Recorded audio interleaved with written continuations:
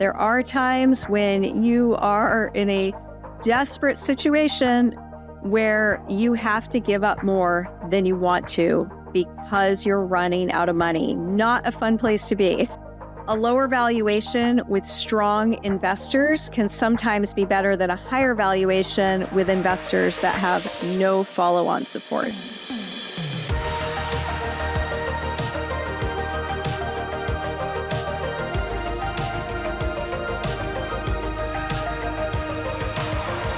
Okay, welcome back. Today we are talking about how much equity you should give up in a seed round.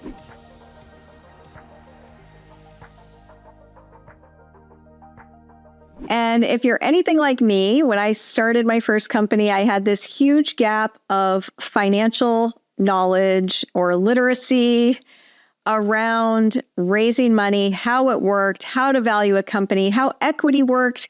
It was like this big mystery. And of course it was, because we don't learn this stuff in school, right?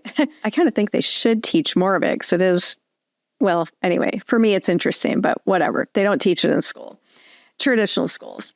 And the thing is, once you get to that point where you're thinking about having to raise money, it can be super intimidating. And one of the most intimidating pieces is that idea of having to give up a chunk of your baby to an investor and how much to give up, right?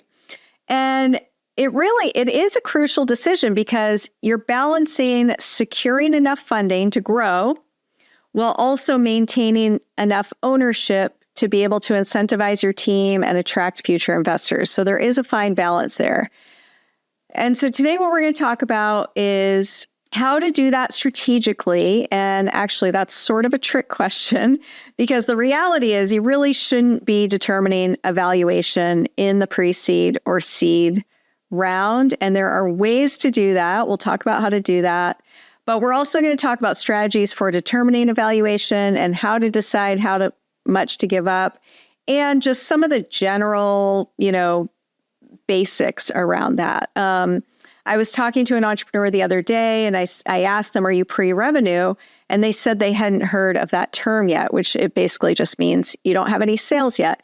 And it made me realize again that there's just all this basic terminology that we're just not exposed to unless we've been through this process. So my goal today is to try to just kind of give you the rundown on, what your options are, valuations, how that works, and just some of the common terminology around that. So, okay, let's dive in. First of all, my personal opinion is that you should not determine a valuation in this pre-seed or seed round.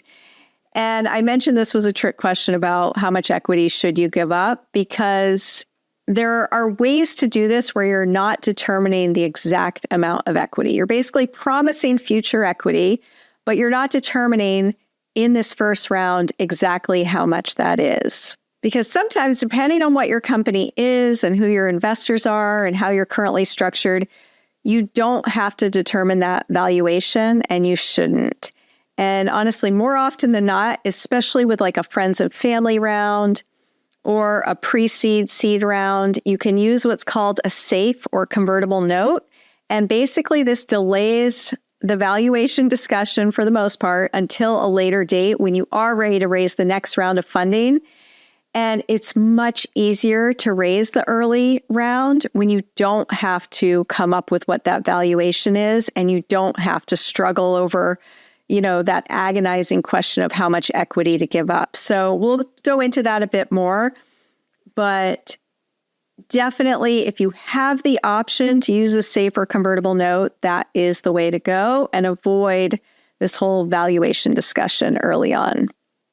Now, if you already have significant revenue or you've already had a priced equity round, then a safe or a convertible note probably isn't an option for you, and you do have to come up with a valuation.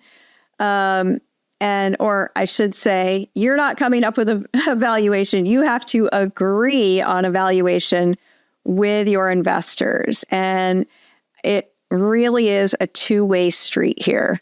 I have seen entrepreneurs who just hold their ground and being determined, that $2 million they're getting is only worth 5% of their company. They're not giving up another point more. And guess what? They don't raise the money. So there's an ebb and flow here with your investors of coming up with, what that is worth in the early stage. It's easier to calculate like later on. There's still, negotiations and stuff like that, obviously. But in the early stage, if you do have to come up with a valuation, it's very much going to be a discussion with whoever that lead investor is. It's very rarely going to be just, here's what I say it is, unless you have some like crazy hot, whatever, startup, which are out there, but, that's not the most common situation. Okay, so let's start with some basics. Let's talk really quickly about the SAFE and the convertible note. So to avoid setting the valuation in the beginning, in your first round, if you do not already have have not had a priced equity round, you can use these as a structure. And essentially what it is, you're taking funding from an investor in the form of a note, which is quote unquote debt, where the dollars that investor puts in now will convert into shares at a later date when you do the equity round. Meaning the future round is going to be where you're issuing shares and those shares have a price. And typically one of the terms that those SAFE or convertible note investors are going to have, they're typically going to get interest on their investment from the time when they put the investment in to that future equity round. And then they're also going to get a discount on the future share price. So those might be the two things that you're going to negotiate. Kind of an average discount on the future share price is like maybe 10, 15%. So it's not like 50%. It should be in, 10 to 15% range. So again, just for like easy numbers, let's say you take in $100,000 right now from an investor in a convertible note or a SAFE, and they get a 10% discount. And 18 months from now, you raise, $1 million. You use that 100,000, you hit some milestones, you've increased the value of your company. You go to raise $1 million and you do it as an equity round, or maybe it's 2 million, 5 million, whatever it is.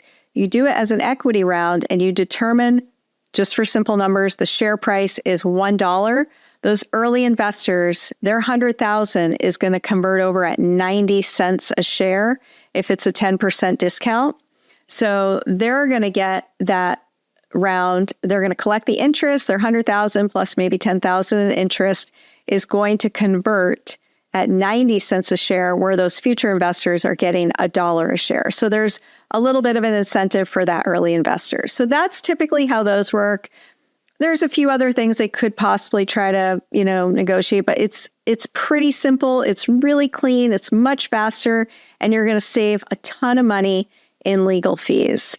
I did an episode last July with Darby Wong from Clerky, and they're a legal firm up in Silicon Valley, and they specialize in doing SAFEs for entrepreneurs. And it's super fast and super easy, and it is like costs you next to nothing. So if you don't have sales yet and you're going out to raise money, or you're doing a friends and family round, this is a really great way to do that, because you do not have to determine a valuation. And it doesn't have to be 100,000. You could do $1 million round as a SAFE note. So there's no real, typically it's going to be maybe $1 million, $2 million. But there's no like limit there. So it really is a good tool, a good structure to use in the early stage. Okay, so now let's talk about if you do have sales or you do have significant traction, or you've already determined a share price in a previous, equity round of some sort. And for whatever reason, you do have to determine a share price and a valuation. Then there's obviously multiples of revenue, multiples of EBITDA, stuff like that. However, one of the big factors is how high in demand your startup is. So it is very important to talk to a lot of investors. You do not want to just have one investor that you're negotiating with. In this scenario, I think it's much better to be talking to a lot of investors and try to get the highest valuation that you can. Now, the ideal scenario is where everyone gets a fair deal, right? The investor wants to feel like they're getting a fair deal, and the entrepreneur needs to feel like they're getting a fair deal. It shouldn't be weighted too heavily one side or the other. There are times when you are in a desperate situation, and I've been there and I did this, where you have to give up more than you want to because you're running out of money. Not a fun place to be, I can tell you. So go and make sure that you are raising money, thinking about it, talking to investors before you need it, so that you have the highest leverage possible in, raising that round and in determining a fair valuation that works for you and for them. Okay, so just like some basic numbers to give you an idea, most seed rounds involve selling, anywhere from like 10 to 25% of your company.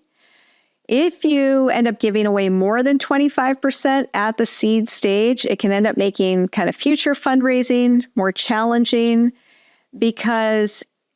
and it can just create challenges across the board. You want to be able to retain at least 50 to 60% after the seed round as the entrepreneur, so that you will still have control when you go to raise a Series A. So let me just kind of paint how you calculate the valuation part real quick. And you can look this, obviously Google this too. But if you raise $1 million at a $4 million valuation, your post-money valuation is going to be $5 million. So you're giving away 20% of equity, 1 million out of 5 million, 20%. Some of the factors that are going to influence your valuation are really like market size and your potential. Again, how in demand does your startup seem? Traction, revenue, competitive advantage, team strength. Another example scenario, if you raise $500,000 at a $3 million valuation, maybe this is a pre-revenue company. You don't have any sales yet. You're going out to raise $500,000 at a $3 million valuation. You're giving up 16.7% equity, right? So that is where it can be hard to justify a $3 million valuation if you don't have any revenue. But if you're only valued at, say, $1 million, and you're trying to raise 500,000, you're giving up 50% of your company. That doesn't work, right? So again, that's why these safes and convertible notes are so practical and wonderful, wonderful tools that you should really, really use if you don't have any revenue yet. Now, again, an early revenue startup, so maybe you've got sales, you've got traction. Let's say you're raising $2 million at a $10 million valuation, you're giving up 20% equity. So, let's say you have, $1 million of sales, you might be able to justify a $10 million valuation to only give up 20% of equity. So you don't want to over-optimize, valuation if it's going to scare away quality investors also, because a lower valuation with strong investors can sometimes be better than a higher valuation with investors that have no follow-on support. So again, I did this with Mark Cuban. I gave up 35% of my company. It was like crazy. Some people were like, "You're nuts." But he brought so much more than funding to the table, and I knew it. I mean, there was a whole team of people actively working on the company, helping, leveraging resources that he had. So make sure you take that into consideration. It's not just about the valuation. It really is about if you're bringing on a strategic investor who can open up doors, connections, sales channels, like really talk to them about what they can also do for you and do for your company, not just the money. So very important to factor that in. Okay, let's talk about investor expectations. So angel investors, they typically might expect like 10 to 20% in an early round. VCs are going to be a little bit higher, maybe 15 to 25% ownership in an early funding round. Then you have accelerators and, Y Combinator, Techstars, stuff like that. They're usually going to take around like 5 to 7% of equity. So again, the biggest thing you want to consider is making sure you leave enough equity for future rounds. Especially Series A investors, they're going to want maybe, 15 to 20% ownership. So if you give up 30, 40% in that seed round, you're going to be a minority owner, by even possibly before a Series A, right? So a lot of times founders are in the minority in that 40 to 50% with a Series A, but you want to try to hold on to as much as you can. So again, to flip that with how much ownership you're going to retain in a pre-seed round, you should be retaining maybe, with angel investors, 80 to 90%. In a seed round, that might be a little bit lower. And then a Series A round, you might end up where you're at 40 to 50%. So I'm like a broken record with this. But again, as you start thinking about raising money for your company, think about why, what's your end goal, what's your fundraising strategy, what are your personal goals, how does it align with that? Because once you get into going down the path with these investors, their goals are going to become your goals, and you got to make sure they're aligned with your personal goals. I can't say that enough. I know I say it all the time, but it's just so true. So anyway, there are dilution calculators where you can model like different funding scenarios, go through all the scenarios, really try to understand it. But again, avoid it as much as possible if you can use a safe or convertible note. Okay, let's talk a little bit about the terms that you might end up negotiating. There's, I think, a big one. I mean, there's all kinds. Tons of terms, right? Liquidation preferences, which can affect how much money you get when the company exits. And that is, you got to be careful of that, because if you have a big exit, you want to make sure you get a good chunk of that, right? And another one, though, that I think is very relevant and important early on is board control. And you want to avoid giving up too much decision-making power too early. So really talk to your attorney. Understand giving up, don't give away board seats left and right. And you do want to have a board member or two who is really in your camp and on your side and can work with you in certain scenarios. So ideally, you want a board to be well-rounded, but you don't want to give control. So you don't want to have 3 investors on your board and then you and your co-founder, right? So that early on, that could be a bad scenario because you're essentially giving up control. The investors have the majority. So just be very careful of board control early on. So lastly, to recap that, final thoughts, only raise what you need to reach each milestone. So as you're trying to figure out how much money to raise and how much equity to give up, I see this happen quite a bit where people are like, I need $2 million. And then you kind of look at their financial projections, and it's not like they're spending that whole $2 million, in year one. They've got year 2, 18 months from now, spending a big chunk of that money. Now, some of that, let's say 50%, whatever I said, if they're going out to raise $2 million, let's say $1 million of that they're going to spend in the first year, and 18 months later, they need the next $1 million. Well, yeah, in theory, it'd be nice to just have all the money in the bank. You're going to use the first $1 million to increase the valuation of your company. So you might want to say, hey, we're raising a total of $2 million, but we're just looking for the first tranche of that right now, $1 million. And then in 18 months, we'll get the rest of it. And it might be at a different valuation at that point. So only raise what you need to reach the next milestone, because that's going to help you continue to increase the valuation as you're bringing in more money. That's super important. So don't think about it like, I need this big chunk of money right out of the gate. Think about how much do you need now? Where is that going to get you? And then how much do you need after and when? And give yourself enough runway, because it takes time to raise money too, which is the hard part when you're actually like growing and running a company and then you have to raise more money. But it can really save you a lot in equity by doing it that way. So only raise what you need to get you through like 18, maybe 12, 18 months. And 18, even up to 24, and then go raise the rest after that. As I mentioned with board control, you want to keep founder control intact, avoid excessive dilution early. And,